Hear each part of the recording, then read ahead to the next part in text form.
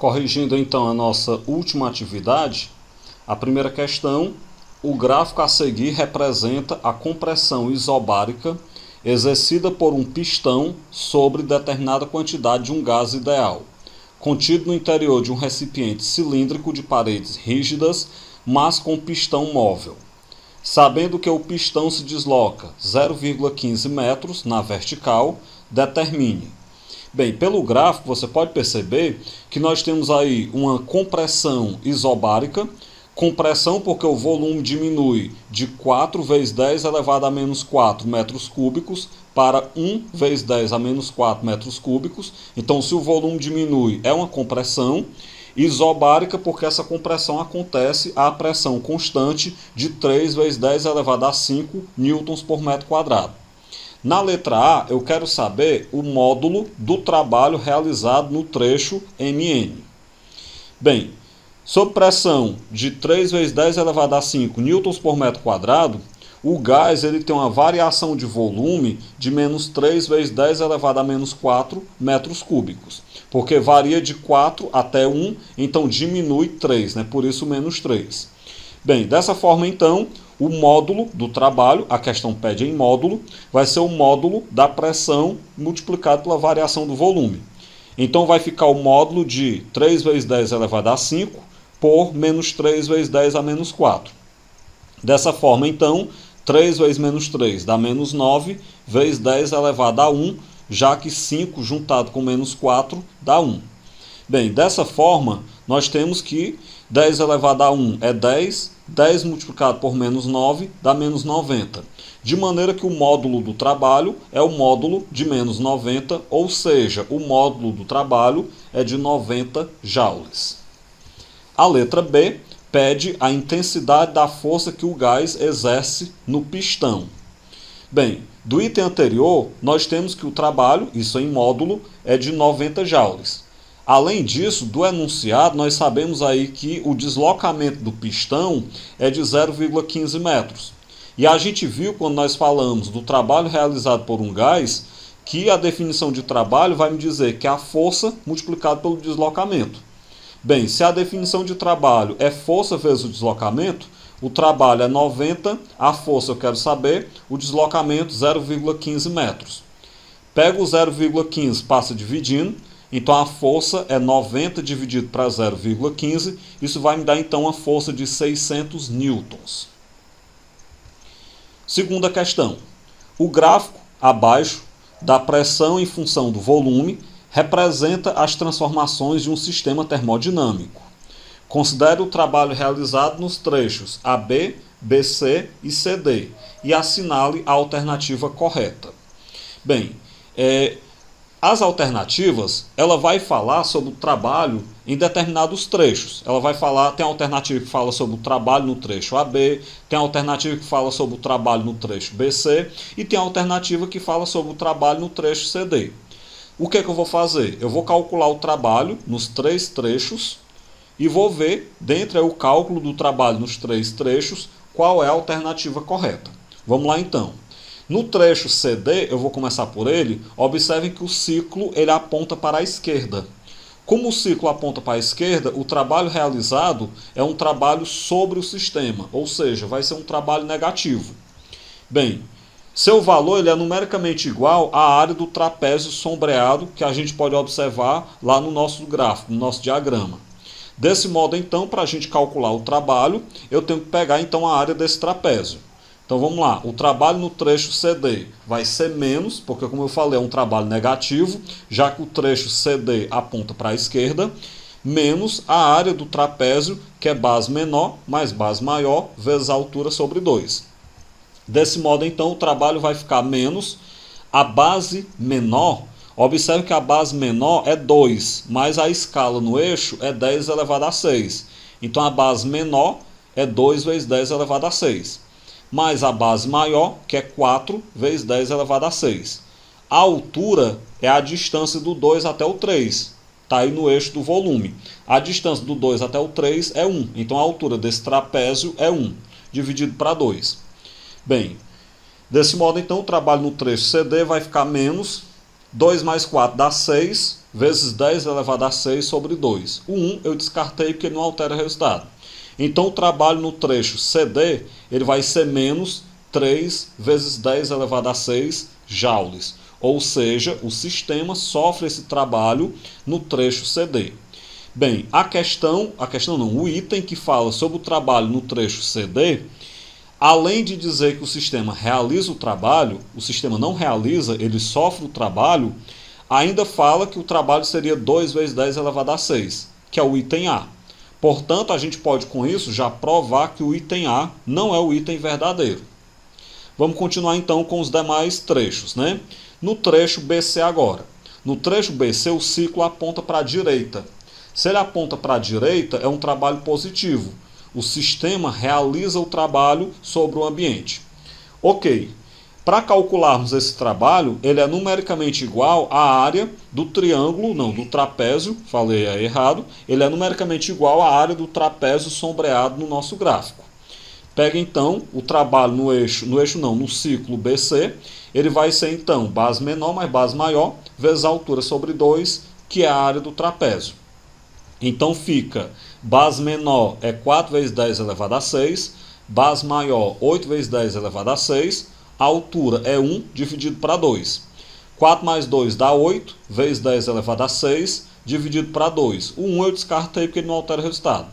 Quando eu pegar 12 dividido para 2, dá 6. Então nós temos que o trabalho no ciclo, no trecho BC, ele é um trabalho que o sistema realiza sobre o ambiente, é um trabalho positivo, de 6 vezes 10 elevado a 6.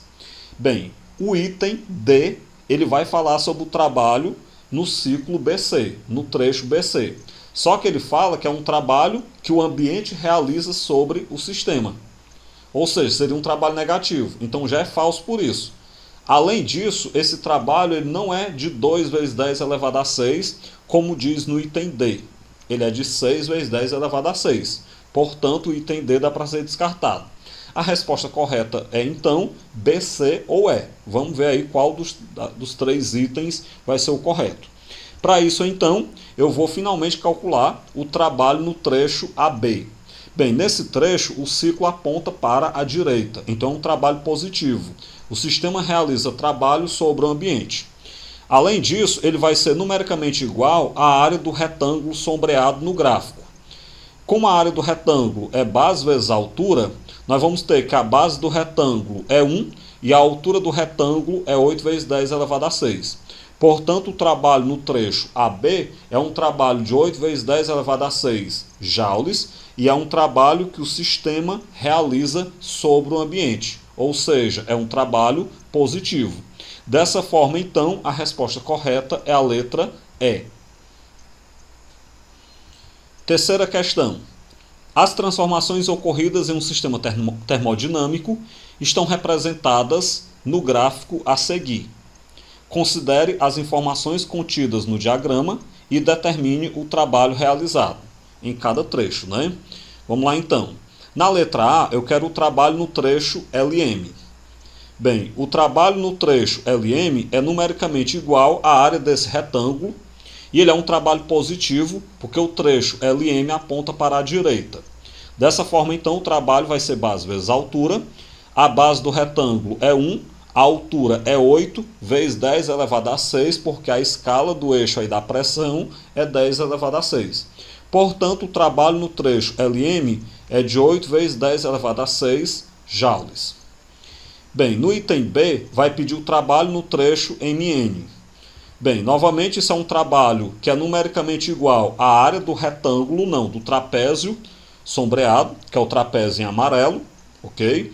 Esse trabalho ele é positivo, porque o ciclo aponta para a direita.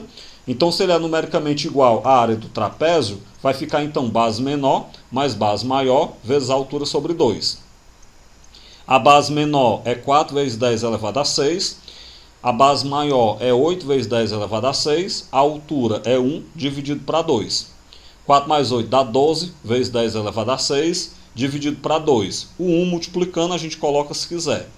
12 dividido para 2 dá 6. Portanto, o trabalho no trecho MN é de 6 vezes 10 elevado a 6 joules.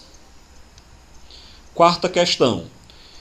6 mols de um gás ideal monoatômico, quando submetido a determinada variação de temperatura, que eu vou chamar de ΔT, passa do estado M para o estado N, conforme o gráfico. Use as informações do gráfico, considere a constante universal dos gases ideais como sendo 8,3 Joule por mol vezes Kelvin e determine o que se pede em cada item. No item A, eu quero a variação de temperatura durante essa transformação. Bem, pela análise do gráfico, a gente tem que a pressão inicial, que é a pressão no ponto M, é de 5 vezes 10 elevado a 4 newtons por metro quadrado. A pressão P2 final, que é no ponto N, é de 3 vezes 10 elevado a 4 newtons por metro quadrado. O volume 1, que é o volume no ponto M, é de 0,2 metros cúbicos. E o volume 2, que é o volume no ponto N, é de 0,4 metros cúbicos. Dessa forma, então, do enunciado, nós ainda sabemos que nós temos uma quantidade de mols, de 6 mols desse gás. Ok, dessa forma, então, eu posso pegar a equação de Clapeyron. Pela equação de Clapeyron, nós temos que P1 vezes V1 é igual a NR vezes T1. Dessa forma, fica P1 5 vezes 10 elevado a 4, V1 0,2, N é 6, R é 8,3 e o T1 eu quero saber. Bem, quando eu pegar 5 multiplicado por 0,2, vai dar 1, repete o 10 elevado a 4, e 6 vezes 8,3 dá 49,8. E eu peguei e inverti. Ficou 49,8 vezes T1 é igual a 1 vezes 10 elevado a 4. Então agora eu pego 10 elevado a 4 é 10.000 e passo 49,8 dividindo. Dessa forma, então, a temperatura inicial desse gás é uma temperatura de aproximadamente 200,8 Kelvin. Bem, ainda da equação de Clapeyron, eu posso descobrir qual é a temperatura final desse gás, porque eu posso agora utilizar a pressão, o volume final, né, no ponto N.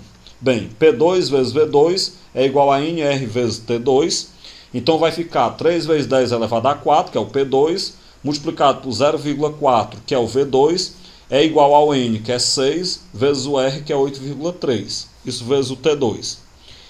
6 vezes 8,3 vai me dar 49,8, vezes T2, é igual. 3 multiplicado por 0,4 dá 1,2, vezes 10 elevado a 4. Eu pego agora, 10 elevado a 4 dá 10.000, multiplicado por 1,2 dá 12.000. Pego 49,8, passa dividindo, então nós temos que o T2 ele será 12.000 dividido para 49,8, ou seja, 240,9 Kelvin. Lembremos que o item A está perguntando a variação da temperatura. Então nós descobrimos que a temperatura inicial era de 200,8 Kelvin e a temperatura final é de 240,9 Kelvin. Dessa forma, então, a variação da temperatura é T2 menos T1, vai ficar 240,9 menos 200,8, ou seja, 40,1 Kelvin é a variação da temperatura desse gás. O item B, a variação da energia interna do gás durante a transformação. Nós sabemos que a variação da energia interna é 3 meios vezes N vezes R vezes a variação da temperatura. Então vai ficar 3 meios vezes 6 vezes 8,3 vezes a variação da temperatura, que é a resposta do item A, 40,1. Bem, multiplica os valores. Quando você multiplicar 3 vezes 6 dá 18, dividido para 2 dá 9. Então você vai pegar 9 vezes 8,3 vezes 40,1.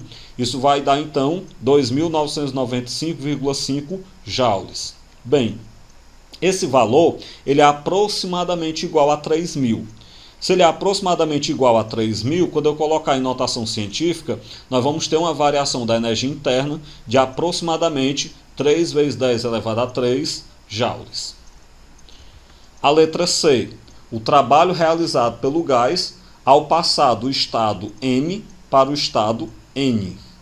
Bem, nós sabemos que o trabalho ele é numericamente igual à área desse trapézio sombreado, que é exatamente o trapézio que vai ficar abaixo aí do gráfico. Dessa forma, então, para a gente fazer o trabalho, nós vamos ter que ele vai ser um trabalho positivo, porque o trecho MN aponta para a direita, então ele será base maior mais base menor, vezes a altura dividido para 2, que é a fórmula da área do trapézio. Então você pega a base maior, 5 vezes 10 elevado a 4, a base menor, 3 vezes 10 elevado a 4, a altura é a distância do 0,2 ao 0,4, que é 0,2, dividido para 2. Somando quem está entre parênteses, vai dar 8 vezes 10 elevado a 4. E 0,2 dividido para 2 dá 0,1. Então, quando a gente pegar agora, 10 elevado a 4 dá 10.000, então vai ficar 8 vezes 10.000 vezes 0,1. Esse produto vai dar, então, um trabalho de 8.000. Esse 8.000, em notação científica, é 8 vezes 10 elevado a 3 joules. É, então, o trabalho realizado por esse gás ao passar do estado M para o estado N. A quinta questão. Um gás ideal monoatômico é comprimido adiabaticamente, sofrendo uma variação de temperatura de 600 Kelvin. Sabendo que N é igual a 3 mols e que o calor molar a volume constante desse gás é de 3 caloria por mol vezes Kelvin, a constante universal dos gases, o R, eu vou tomar como 2 caloria por mol vezes Kelvin também. E lembrando que uma caloria é 4,2 joules, determine na letra A quantidade de calor trocada nessa transformação. Bem simples, né? A questão me falou que é uma transformação adiabática. Se eu tenho uma transformação adiabática, em toda transformação adiabática, a quantidade de calor trocada é 0.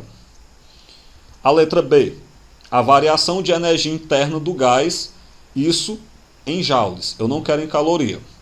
Vamos lá então. Nós temos que a variação da energia interna é 3 meios vezes N vezes R vezes a variação da temperatura. Bem, como a variação da temperatura foi de 600 Kelvin, então vai ficar 3 meios vezes o N, que é 3, vezes o R, que é 2, vezes a variação da temperatura, que é 600. Só um detalhe que eu tenho que falar logo. Vocês podem achar estranho eu estar considerando o R igual a 2. O R igual a 2 é porque é 2 calorias por mol vezes Kelvin. Então nós temos que ter a quantidade de matéria em mol e nós vamos ter que ter a temperatura em Kelvin. Só que o resultado que eu vou achar para a variação da energia interna, ele não vai estar em joules como a questão está pedindo. Ele vai estar em calorias, porque o R que eu utilizei, ele é 2 calorias por mol vezes Kelvin, certo? Aí depois eu transformo para joule. Por isso pode parecer estranho, mas dá para fazer. Bem, corto os dois, 3 vezes 3 dá 9, 9 vezes 600 dá 5.400 calorias, como eu falei para vocês. Agora lembrando que uma caloria é 4,2 joules, multiplica por 4,2 e nós vamos ter então a variação da energia interna, como a questão pedia, de 22.680 joules. O item C. O trabalho realizado sobre o gás. Bem, como se trata de uma transformação adiabática, em toda transformação adiabática, nós sabemos que a variação da energia interna é menos o trabalho realizado. De onde é que vem isso? Lá da segunda lei da termodinâmica, da primeira lei da termodinâmica, que ela vai me dizer que a variação da energia interna é a quantidade de calor menos o trabalho. Só que como a gente já fez no item A, a quantidade de calor é 0. Então vai ficar 0 menos o trabalho, ou seja, menos o trabalho. Bem, se a variação da energia interna é menos o trabalho, então a gente pode escrever que o trabalho é menos a variação da energia interna. E nós já vimos que no item B, a variação da energia interna é de 22.680 joules. Então o trabalho vai ser de menos 22.680 joules. Sexta questão. No gráfico a seguir está representada a transformação cíclica de um gás, considerado ideal. Determine em joules o trabalho realizado em um ciclo. Primeiro, o trabalho realizado em um ciclo ele é numericamente igual à área do trapézio que forma o ciclo e eu destaquei no gráfico. Outra coisa que dá para a gente observar é que esse trabalho é positivo, porque o ciclo está no sentido horário. Se o ciclo tivesse no sentido anti-horário, seria um trabalho negativo, vamos lembrar desse detalhe. Bem, calculando então a área do trapézio, o trabalho vai ser então base maior mais base menor vezes a altura sobre 2. A base maior do 5 até o 20, ela vale uma distância aí de 15, né? Então a base maior é 15. A base menor do 10 até o 20 é 10. A altura do 3 até o 5 é 2, mas vamos nos atentar. A escala no eixo y, que é o eixo da pressão, é multiplicado por 10 elevado a 5. Então a altura é 2 vezes 10 elevado a 5, dividido para 2. Eu vou cortar os 2 e vou somar o 15 com o 20, dá 25. Então o trabalho é 25 vezes 10 elevado a 5. Eu vou então agora transformar em notação científica. Eu coloco a vírgula entre o 2 e o 5, eu desloco ela uma casa para a esquerda. Como eu desloquei a vírgula uma casa para a esquerda, eu pego então e acrescento uma unidade no expoente. Portanto, o trabalho será de 2,5 vezes 10 elevado a 6 joules. Questão 7, da Universidade Federal de Alagoas. Uma dada massa de gás perfeito sofre uma transformação termodinâmica passando do estado A para o estado B, como representa o diagrama da pressão em função do volume abaixo. Nós temos aí o diagrama, a gente pode observar direito à medida que formos respondendo a questão. O trabalho realizado pelo gás nessa transformação em joules foi de quanto? Ok. Primeiro vamos observar que esse trabalho ele é negativo, porque você pode observar que o ciclo, o trecho, né, aí aponta para a esquerda, do A para o B aponta para a esquerda. Além disso, esse trabalho é numericamente igual à área do trapézio abaixo do gráfico, que é esse trapézio que nós destacamos. Dessa forma, então, nós temos que o trabalho será menos, porque é um trabalho negativo, a área do trapézio, base maior mais base menor, vezes a altura sobre 2. Isso vai ficar menos. A base maior é 8 vezes 10 elevado a 4, porque a escala no eixo y é multiplicado por 10 elevado a 4, mais a base menor, que é 4 vezes 10 elevado a 4, multiplicado pela altura. Do 0,1 ao 0,3, a distância é 0,2. Só que a escala no eixo x é multiplicado por 10 elevado a 3. Então nós temos aí que a altura é 0,2 vezes 10 elevado a menos 3. Corrijam aí que eu acabei de falar que a escala no eixo x era 10 elevado a 3. Não é, é 10 elevado a menos 3. Ok, tudo isso dividido para 2. Vamos continuar então. Somando entre parênteses, 8 mais 4 dá 12, repete o 10 elevado a 4 e repetir o restante. Aí está tudo repetido. Agora o que é que eu faço? Eu vou pegar, repete o menos, 12 dividido para 2, vamos fazer a primeira divisão, dá 6. 6 multiplicado por 0,2 dá 1,2. Agora eu pego 10 elevado a 4 vezes 10 elevado a menos 3 dá 10 elevado a 1, que é 10, né?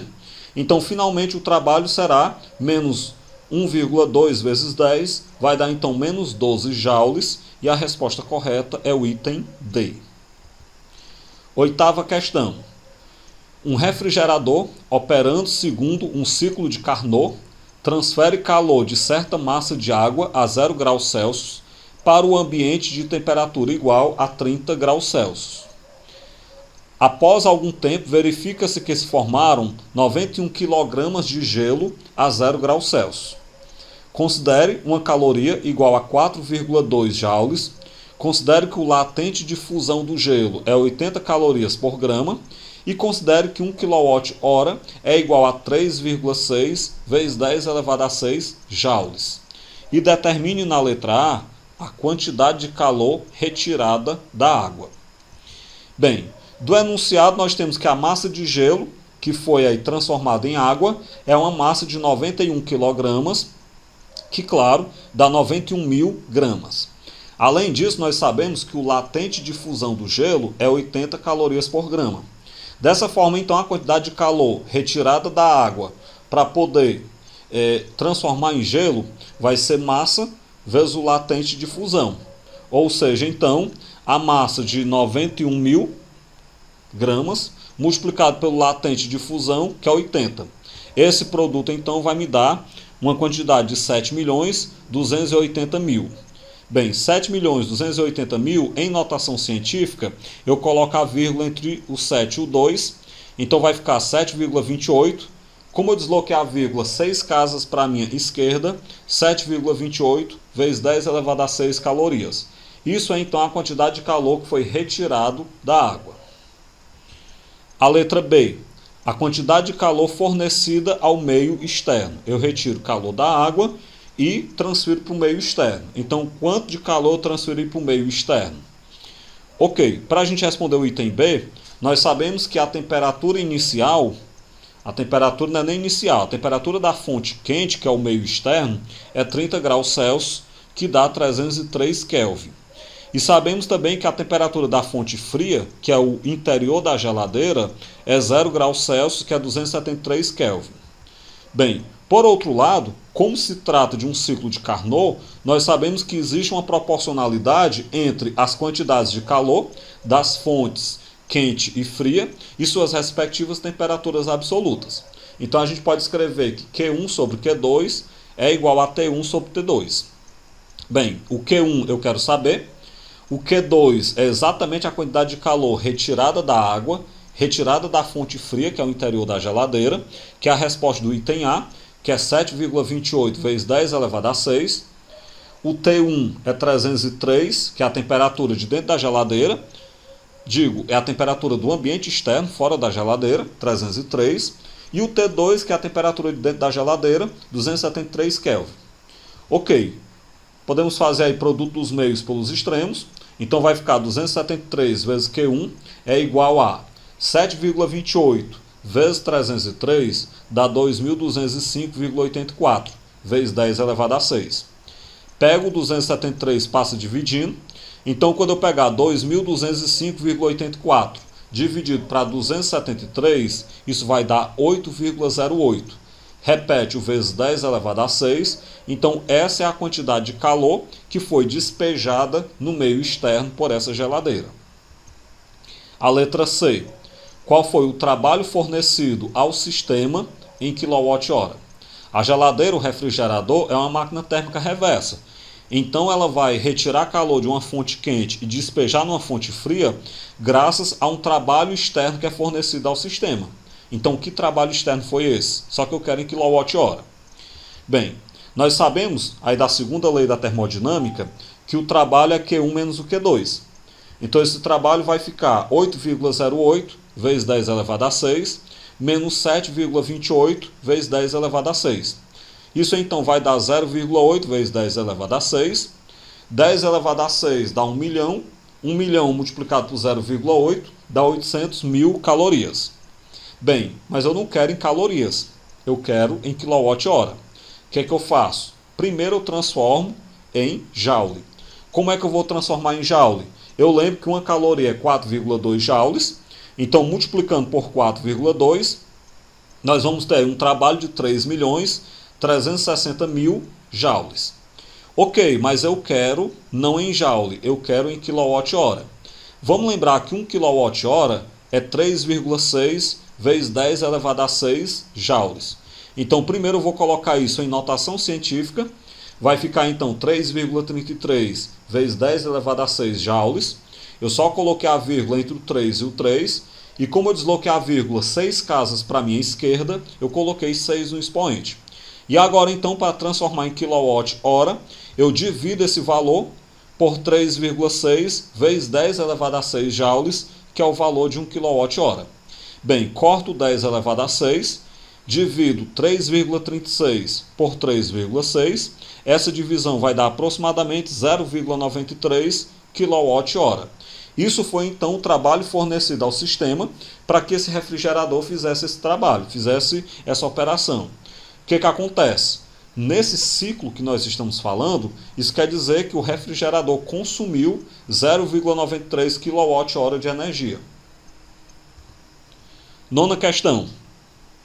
Considere que o ciclo de Carnot opera entre as temperaturas de 500 e 300 Kelvin, referentes às fontes quente e fria, respectivamente. Determine a quantidade de energia que a máquina devolve à fonte fria por ciclo, sabendo que a máquina recebe da fonte 1,4 vezes 10 elevado a 3 joules por ciclo. Bem simples essa questão. Do enunciado, nós sabemos que em cada ciclo, o T1 é 500, temperatura da fonte quente, o T2 é 300 Kelvin. E o Q1, que é a quantidade de calor que a máquina retira da fonte quente, é 1,4 vezes 10 elevado a 3. Eu quero determinar o Q2. Bem, como se trata de uma máquina de Carnot, existe a proporcionalidade entre as quantidades de calor das fontes quente e fria e as suas respectivas temperaturas absolutas. Então eu vou pegar e vou substituir. O Q1 é 1,4 vezes 10 elevado a 3 sobre o Q2. Isso é igual ao 500, que é o T1, sobre o 300, que é o T2. Aqui eu vou inicialmente, para simplificar, cortar os zeros, os dois zeros do 500 com o do 300. Logo em seguida, eu vou pegar e fazer produto dos meios pelos extremos. Então 5 vezes o Q2 é igual 3 multiplicado por 1,4 dá 4,2 vezes 10 elevado a 3. Pego o 5, passa dividindo agora. Então eu pego 4,2 dividido por 5 vai dar 0,84. Repete o vezes 10 elevado a 3. Vamos lembrar que 10 elevado a 3, isso daria 1000, né? 1000 multiplicado por 0,84, nós chegaríamos aí a 840. 840, em notação científica, é 8,4 vezes 10 elevado a 2. Outra maneira é a gente mudar a vírgula uma casa para a direita, e como eu desloco a vírgula uma casa para a direita, eu diminuo uma unidade no expoente. Então o expoente diminui de 3 para 2. Essa é então a quantidade de calor que a máquina vai retirar, na verdade vai devolver, né, à fonte fria. A 10ª questão. Um refrigerador funciona realizando ciclos entre as temperaturas de menos 24 graus Celsius e 27 graus Celsius, segundo um ciclo de Carnot.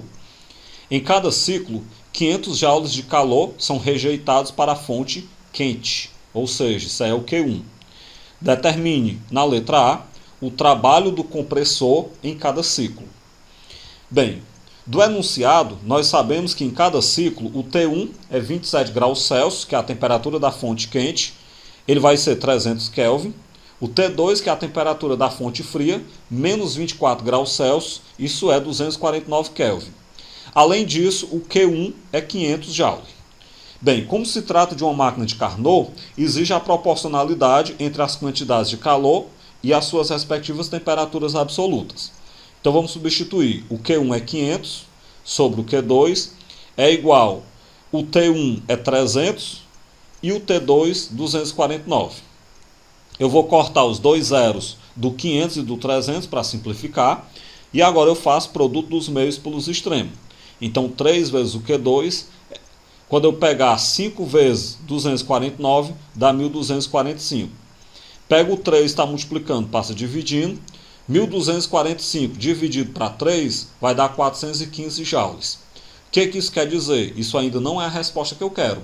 Isso quer dizer que essa máquina, esse refrigerador, ele retira 415 joules de calor da fonte fria e despeja 500 joules de calor na fonte quente.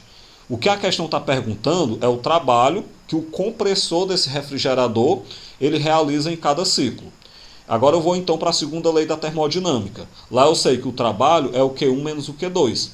Então vai ficar 500 menos 415. Ou seja, o trabalho do compressor desse refrigerador é um trabalho de 85 joules. A letra B pede a eficiência do refrigerador. Vamos lembrar que a eficiência de uma máquina térmica reversa é o Q2 sobre o trabalho. Isso vai ficar então 415 joules sobre o trabalho de 85 joules. Quando a gente dividir, nós encontramos como eficiência 4,88. O que? Por cento. Então isso é a eficiência do refrigerador. Questão 11, da Universidade Federal do Maranhão. Uma máquina térmica funciona realizando o ciclo de Carnot.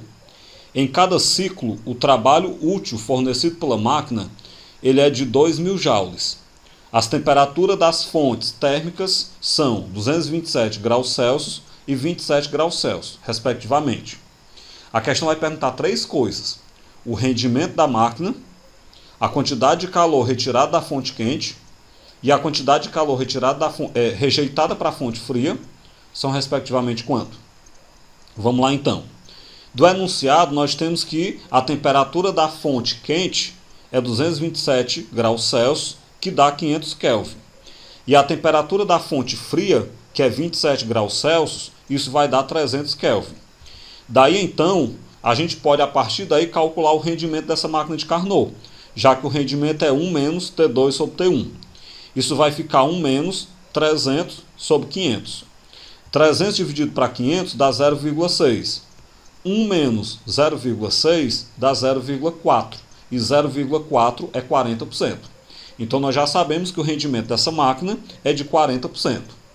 Continuemos então, já que a questão pede 3 coisas, né? Além disso, o enunciado me diz que o trabalho é de 2.000 joules. Então, como nós já sabemos o rendimento, da definição de rendimento, ele é o trabalho sobre o Q1. Então, o rendimento é 0,4, o trabalho é 2.000 sobre o Q1. Eu posso trocar de lugar o Q1 com o 0,4. Então, o Q1 vai ser 2.000 dividido para 0,4. Essa divisão vai me dar, então, 5.000. Portanto, a quantidade de calor retirada da fonte quente, 5.000 joules. Por fim, eu tenho que calcular a quantidade de calor rejeitada na fonte fria, né? Bem, da segunda lei da termodinâmica, nós temos que o trabalho é o Q1 menos o Q2. O trabalho eu sei que é 2.000, o Q1 eu sei que é 5.000, menos o Q2. Traz o menos Q2 para o primeiro membro, joga o 2.000 para o final.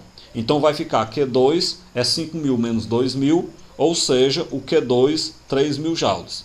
Então nós temos uma máquina de rendimento de 40% que retira 5.000 joules de calor da fonte quente e rejeita 3.000 joules de calor para a fonte fria, de forma que a resposta correta é o item C. Com isso, a gente finaliza a correção dessa nossa atividade.